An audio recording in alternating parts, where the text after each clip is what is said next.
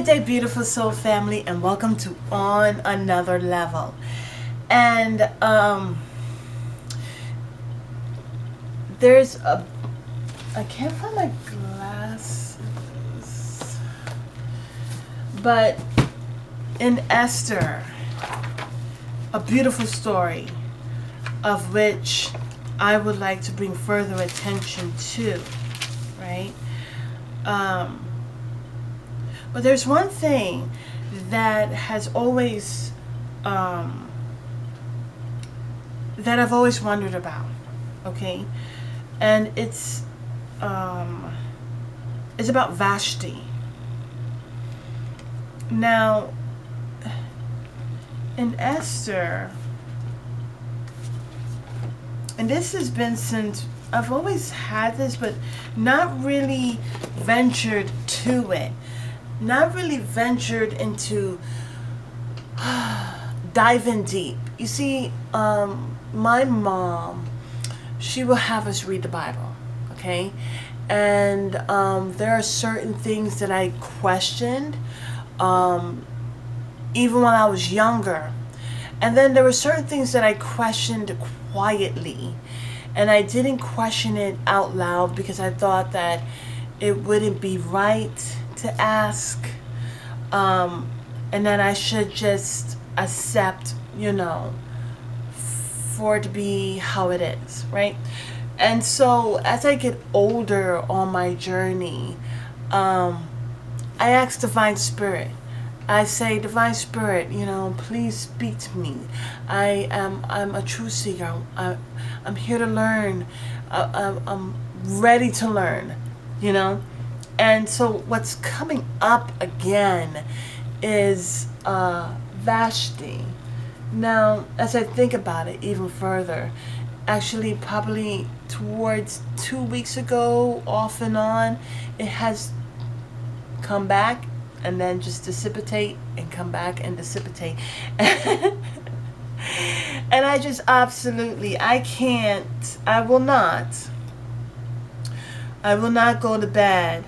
Actually, I'm uploading another video, but it's an elemental reflection reading. And I think in doing this elemental reflection reading, it has bring me to a point of just reflecting. This is a good thing to do before you go to bed. Reflect on your day. Reflect on your life.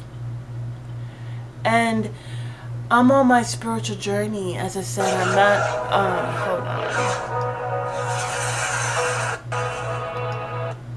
on. Okay, so I'm on my spiritual journey. I am not part of any religion. I'm not part of that. What I am part of is Divine Spirit. And there aren't many ways to have a relationship with Divine Spirit. And when I look at those many ways, I look at different religions, The one thing that each person is to do is they're to go into the doors of their heart. They are to go within with self-love, self-care, self-nurture.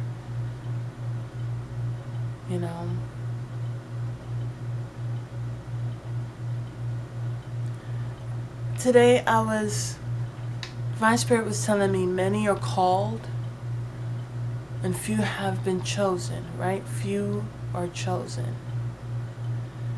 And again, as I heard this, I'm like, many are called, but few have chosen to respond, to answer that call. And the reason why few have chosen to, you see, how I see things is really different. And then Divine Spirit will show me even the more. And so much like Vashti, in which I'm going to speak on, many are called. We are all called, right? We were all made it into our mother's womb to where we can grow. And but as we're growing, especially after birth and we're growing, few choose to go down that path that is far less chosen. It's either you're going to grow, okay? You're going to answer that calling and grow. And the path is unclear. And the path is not easy. But it's about your will. You willingly choose to go on that path. And then there are others, you know, because they're all called. We're all called, all right? We're all created. We are all called to live this life. And think about it, you know, as, you know, there is the intimacy that takes place, and then there's the gushing of, you know, seeds. And each are in that race to get to the woman's uterus. And we're all adults here. It's about really looking at it from a mature aspect, a mature angle. You can get so many different people. And I think part of my purpose is, you know, because I can't help it, part of my purpose is to look at that picture and bring forth insight from another angle. And as a truth seeker, this is how Divine Spirit shows me, and I bring forth the message. It may motivate you. It may bring forth insight. It may help you to go within. It may encourage you to bring forth further research. But it's about getting you going. And so we're all called. When you think about it, we're all called, but few willingly chose to go on that path that is less chosen. You see, it's about what we choose. We can get up in the morning or go to bed at night, you know. It's about what is the mind frame? How do we choose to go to sleep? Are we going to bed upset and irritated? Or do we choose to say, I'm going to reflect on this day and I'm going to be grateful for all the things that has happened and hasn't happened? And when we're able to do that, we're able to glean the wisdom. The wisdom doesn't have to be a big chunk. It could be something small, but although it is small, it's very concentrated. And so anyways, in dealing with Esther, a beautiful book in the Bible named Esther, and in the very part it talks about Xerxes. It talks about how Xerxes was celebrating with all these different men, and they were drunkards. They were oblivious, belligerous. That's what I'm hearing. They were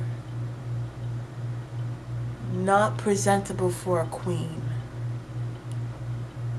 And so Xerxes was Persian king. Vashti was his first wife. And a king, you know, a king should know when to call for his queen and know when to not. And during those times, there was many concubines and all of that going on. And he and his friends were drunk. And he was calling for Vashti to come out in her crown and entertain. And I like to call this the power of no. And so to a degree, I never really understood why they painted Vashti as someone negative because she said no. I just felt that energy when I was younger, and it caused me to wonder, you know. because who wants to be around a bunch of drunks? Now, this is what I gathered when I was younger in reading this. And as I am an adult, I have been in situations where I did not want to be bothered or around people who were drunk. I was in the military, the Navy at that. And for a woman, for a lady, it is not right to be around those who are drunkard. You ever been sane and not drinking and be around people who are drinking and you're like, man, was I like that? Belligerent is what Divine Spirit was telling me. Belligerent. They were drunk. They were belligerent. No respect. And telling the queen just to come out in her crown. That's even more disrespect. Come out and dance and entertain for these drunkards and open yourself up to be groped. As I go within with self-love, self-care, self-nurture, the answer is no. Unapologetically, it's no. I will not dance and parade and entertain in front of drunkards. That's self-love in action. And as I am an adult, I understand. I understand why that irritated me, and why I was like, well, why? You know, it's good. She was free. She was free because she did not want to she had enough self-love to not put herself in situations such as that. Let me make sure that this is recording because things do happen. But it's like, you know, when you stand up for yourself and you say no. No explanations to why you say no. Just no. And I'm sure afterwards, you know, see, because what he was dealing with is, I mean, he had pride and ego, and he did not want to be embarrassed. It's all about him being embarrassed because his wife said no. His queen said no, and he didn't really have enough time with her. That was his first wife. And so, but everything takes place. Lessons are learned because, you know, if he was in that same energy with Esther, a lot of things wouldn't have taken place. But there are certain things that he himself had to learn with Vashti, and Vashti had to learn with Xerxes to bring growth. Yes, he may have been embarrassed, but he was a totalitarian type energy, demanding for her to just come out in a crown.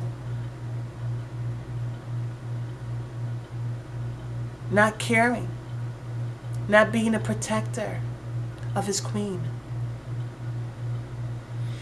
And so, in our life, whether feminine or masculine, we have to say no. When you self-love, self-care, self-nurture, you can say no without apologies. You can say no. I refuse to dance and parade around. I refuse to be an object of your affection. And sometimes, in most cases, you have to train people. You have to tell people, wait a second, this is not that type of show. I refuse to be disrespected. I refuse to be shown any type of energy that is other than ultimate love. And so Vashti said no. Sometimes when you say no, you know, what happened is it costed her her queenship. But I feel like, you know what, no matter what, she remains a queen because she said no. She may have been exited out of that kingdom, But what I see is a release, and it's about how you view it. I see it as a release because if it wasn't for Vashti standing up for herself and saying no, would there have been an Esther which brought forth deliverance for her people? Because if you think about it, King Saul, he was instructed, ooh-wee, let's get it. Excuse me. But King Saul had a problem with saying no. Did he not? He was all for the people. And the divine spirit instructed him and said, you must kill all the people. Do not take any prisoners. Everyone must be offed. Okay? But did he listen? He did not listen. He did not follow instructions. And because of that, that is what caused further a domino effect, which brings us to the story of Esther. So Vashti, yes, she showed more grit than King Saul, because of her power to say no. If King Saul utilized the power to say no, he would have executed the instructions from divine spirit to its exact excellence. Because he didn't say no. Because he wanted to please the people rather than please divine spirit. And so as you go within with self-love, self-care, self-nurturing, you were saying, I know my value, I know my worth. I know my uniqueness. I can say no when I'm being disrespected. I can say no when it's not complimentary to me. I can say no, and that's it. Sometimes, most cases, when you say no because you're going to according to your intuition, you're going against the grain. You won't be respected. You may be blocked. You may feel isolated. But the thing about it is that as Queen Vashti walked away, she remained a queen. And I feel to a degree she leveled up. Now we don't hear anything further about Vashti. But I believe that she left leveling up. She leveled up because she said no. And because King Saul couldn't say no, he was demoted and caused further problems in the future. So beautiful soul family, this is what I have. Now I can go to sleep. But I just really had to speak on this. Beautiful soul family, I hope you have a beautiful day, night, until the next upload or download to uplift your heart and consciousness. Namaste.